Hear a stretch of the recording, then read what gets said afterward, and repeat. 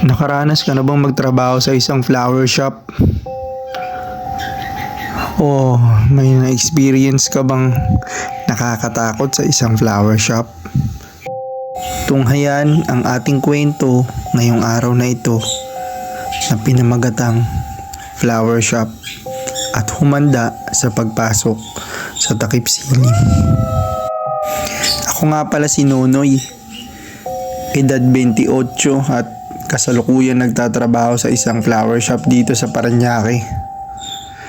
Bata pa lang ay mahilig na ako sa bulaklak dahil ito ang pinagkakakitaan namin ng pamilya ko.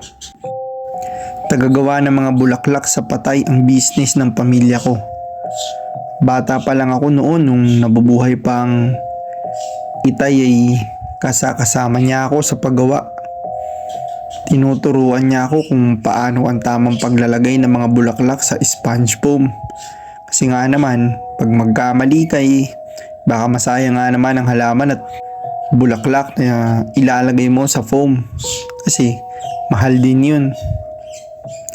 Ito na ang ikinabuhay nila Itay at Inay noon pa man. Nakapagtrabaho kasi si Itay noon sa abroad. 2 taon ako noon nung umalis siya. Tapos makalipas ang 5 taon niya sa Abu Dhabi ay umuwi na siya at sa naipong pera niya ay ininvest nila ito sa flower shop. Medyo kahit papano ay maayos naman ang kita.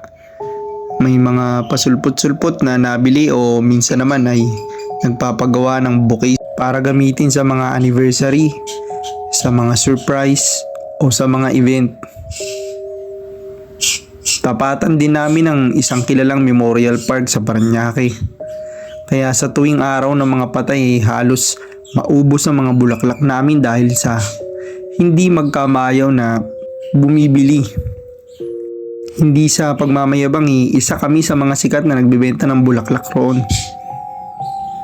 Madami na rin akong nagawang klaseng design ng bulaklak pero ang pinakaayaw ko sa kanila ay yung sa pampatay na hugis na bilog.